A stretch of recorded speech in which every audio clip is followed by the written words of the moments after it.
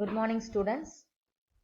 So இன்னைக்கு கிளாஸ்ல நம்ம இந்த component based technology 5th semester component based technology classக்கு உங்களை நான் வெல்கம் பண்றேன்.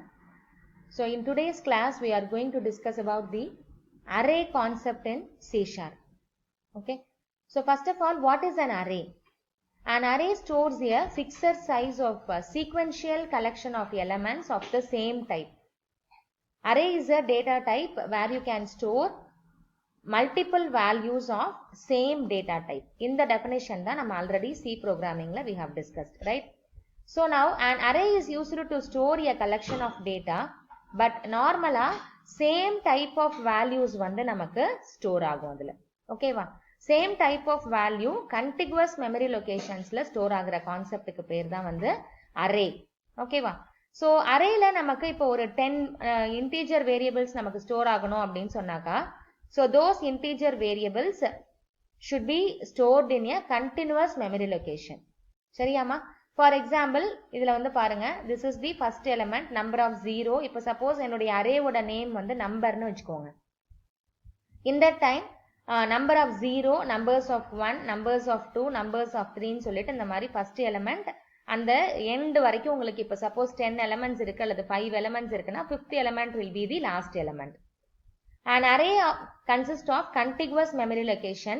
Lowest address வந்து correspond to the first element and the highest address வந்து last element இருக்கும். So next address use பண்ணி you can access the all the elements of the array. Okay. So இந்த arrayல இருக்கக்கூடிய எல்லா நம்பர்ஸையும் நம்ம access பண்றதுக்கு we are having a concept called as the index. Because if you have numbers in ஒரு array இருக்குன்னாக்கா அது வந்து நமக்கு 0ல இருந்து index value start ஆகும். அதனால தான் number of 0, numbers of 1, numbers of 2 ன்னு சொல்லிட்டு அந்த index value யூஸ் பண்ணி you can access each and every element of the array. So ஒரு array நீங்க declare பண்றதுக்கு let us see the syntax in the C#. Data type நம்ம யூசுவலா Cல வந்து பாத்தீங்கன்னா data type array name பக்கத்துல தான் இந்த rectangular bracket கொடுத்து நம்ம size கொடுப்போம். But here data type within rectangular bracket கொடுத்துட்டு array name. So data type is used to specify the type of elements in the array.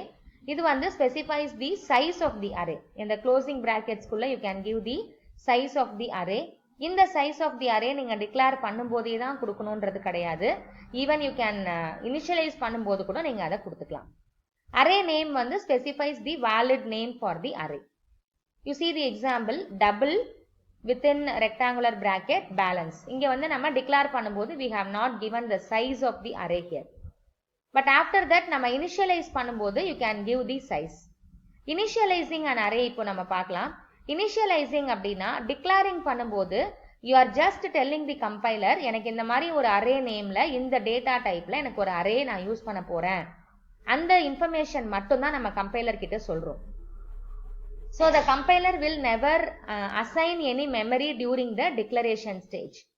இப்போ அதுவே நீங்க initializing an array போனீங்கன்னா இதுல declaring an array வந்து does not initialize the array in the memory. Initialize பண்ணும்போது அதனுடைய values நம்ம எதுவுமே அசைன்லாம் நம்ம வந்து பண்றது எல்லாமே இந்த initializationல தான் நடக்கும். அத மாதிரி memory assign ஆகுறதும் வந்து நமக்கு initializationல தான் assign ஆகும். Okay, so initialize பண்ணும்போது you have to use the new keyword to assign memory to the array variable.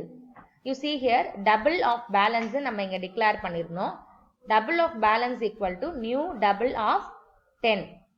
So 10 is the size of the array. நம்ம new operator யூஸ் பண்ணி இங்க நமக்கு 10 double variables வேணும் அப்படின்றத நம்ம கொடுக்கறதால here the memory got assigned. இதுதான் வந்து நம்ம initializingல பண்றோம். So first step is declaring array. Just we are informing the compiler what array name we are going to use and what is the data type. அடுத்து initializingல அதுக்கு தேவையான memory and அதுக்கு எவ்வளவு தேவை size வந்து நம்ம assign பண்றோம். And then comes the assigning values to an array. Assigning valuesனா அதுக்கான actual value வந்து நம்ம assign பண்றது. Okay. So for example இங்க பாருங்க double of balance equal to new double of 10. So இப்போ இதுல வந்து double of 0, double of 1, double of 2 ன்னு சொல்லிட்டு till double of 9 வரைக்கும் வந்து நமக்கு இதுல values assign ஆகும். Okay. So இப்போ balance of 0 equal to 4500. Similarly இது வந்து ஒரு single value மட்டும் assign பண்றோம். At the time of declaration, you can assign multiple values also. Double of balance equal to, இதுல நான் size நான் கொடுக்கவே இல்லை. Instead, you can give some 3 values கொடுத்தீங்கனாக்கா, at the time of declaration நீங்க நம்ம வந்து கொடுத்துட்டோம் அப்படின்னு சொன்னாக்கா, then it will consider as memoryயும் அதுக்கு assign ஆயிட்டு 3 values வந்து அதுக்கு நமக்கு assign பண்றோம். Similarly, you can also create and initialize an array. Int of marks equal to new int of 5 and then within curly bracket குள்ளார நீங்க அந்த 5 values கொடுக்கலாம். Okay. And then another choice பாருங்க, இதுல நீங்க size கொடுக்காமலேவே int of marks கொடுத்துட்டு new int of, இங்கேயும் நீங்க size specify பண்ணல, இங்க இந்த parenthesis குள்ளார நீங்க கொடுக்கிற number of values பேஸ் பண்ணி size வந்து அதுவே decide பண்ணிக்கும். Okay, for example, இதுல நீங்க 5 values கொடுத்தீங்கனாக்கா இதனோட size வந்து 5. இதுல நீங்க 10 values கொடுத்தீங்கனாக்கா இதனோட size வந்து 10. அந்த மாதிரி அது decide பண்ணிக்கும்.